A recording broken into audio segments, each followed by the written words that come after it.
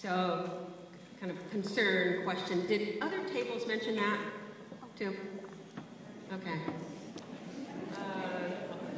Where's Seth? Can you count that? Again, one hand per table, please. Yeah. One hand per table.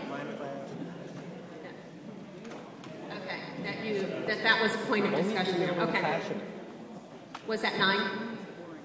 10 tables mentioned that. Thank you, Carol. Okay. Okay. We're kind of on the concerns, closing comments, burning questions generally right now. So let's hear from people we haven't heard from before. Yep.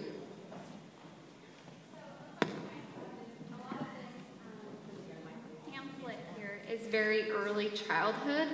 What are we doing for those kids that are having crises in middle school and high school? Are we going to be able to support them too? Thank you. Woman in the hat back there. Kind of these are kind of go under closing comments here. Comments, concerns. Go on. That's fine. But I have a concern because I'm a child care provider, and I don't hear anything about child care providers in this proposal, and I like to know where we stand because our parents would like to have that free choice to choose who they would like to take care of their kids, and a lot of them are concerned about where their kids are being taken care of because they want them in a safe environment. And so I would like to know where do we stand in this proposal. Okay, concern about emphasis on child care providers. Just again, did other tables mention that concern? Okay, all right, question back over there, comment, okay.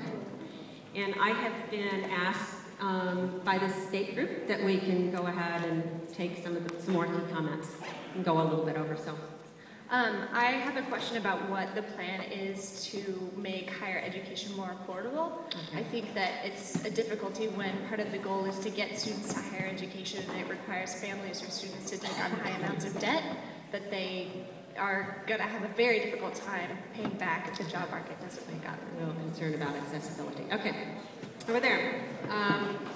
This tip. Oh, I'm sorry. Let's get a number count on that. Yeah, I think at this point we're in other tables that mention higher ed accessibility. So one here, one hand per table, please. Yeah. Okay. What was that? 7. Okay. Thank you. Thanks. Okay. Good evening. I actually prepared some comments thinking that this might be like a legislative hearing and that I have opportunity to read the comments into the record. Okay, so how about I assure you I will be brief, okay, but thanks. I do wish to address 4 points as I review the draft OEIB report. First, I want to bring attention to the need for system-wide professional development.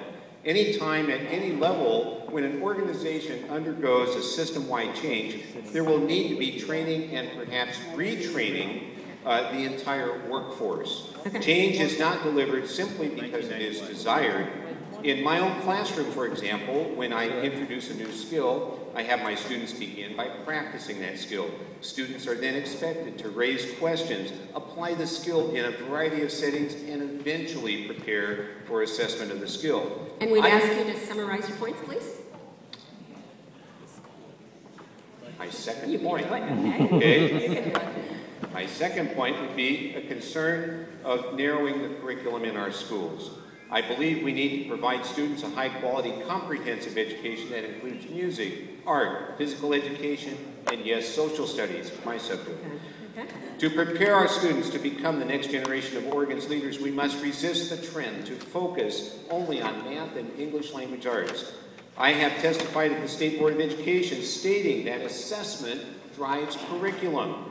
If school districts in Oregon are expected to be assessed on student outcomes in English and math, then you can expect that districts will focus time and energy to produce those results. The sad thing is that students are the losers in the end, regardless of the measured outcomes. Okay, how about the last point? We want to give everyone a chance here. I understand. Yeah. Okay. A third concern expressed to me is the loss of local control. I urge the members of this board to consider carefully the top-down appearance this report assumes.